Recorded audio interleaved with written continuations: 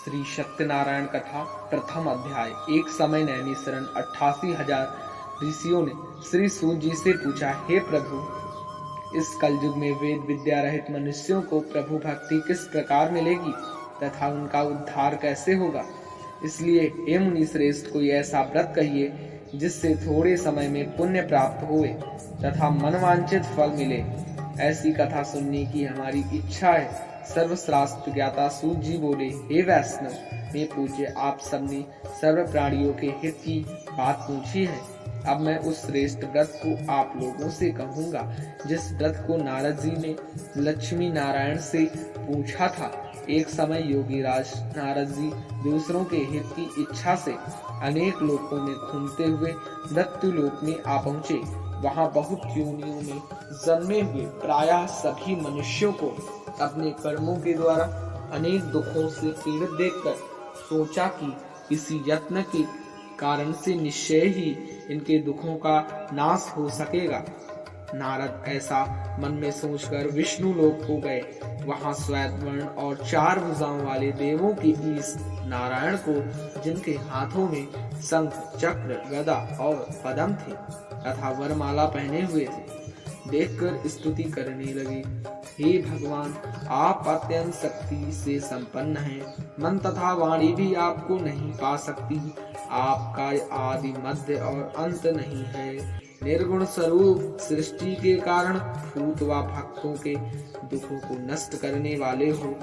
आपको मेरा नमस्कार है। नारद जी से इस प्रकार की स्तुति सुनकर विष्णु भगवान बोले, हे मुनि श्रेष्ठ, आपके मन में क्या है?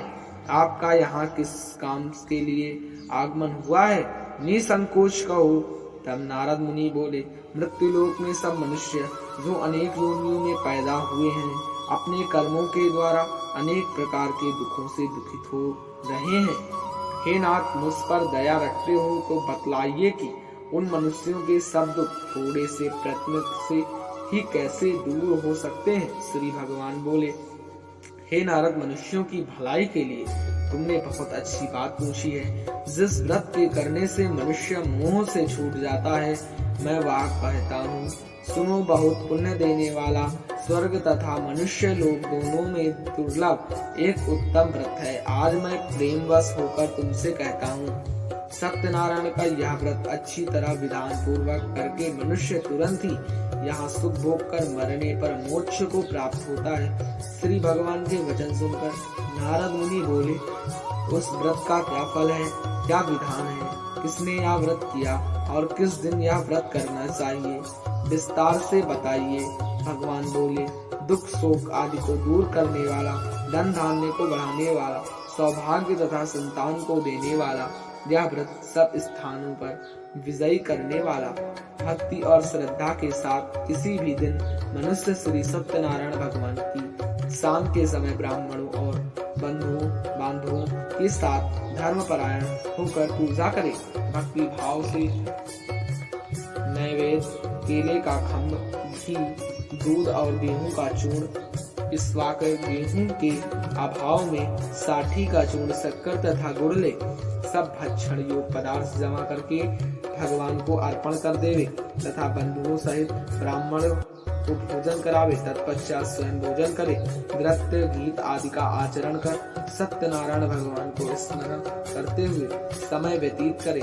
इस तरह व्रत करने पर मनुष्य की इच्छा निश्चय ही पूरी होती है। विशेषकर कलिकाल में भूमि पर यह मोक्ष का सरल उपाय है। यदि श्री सत्यनारायण व्रत कथा प्रथम अध्याय समाप्त। जय श्री सत्यनारायण भगवान की।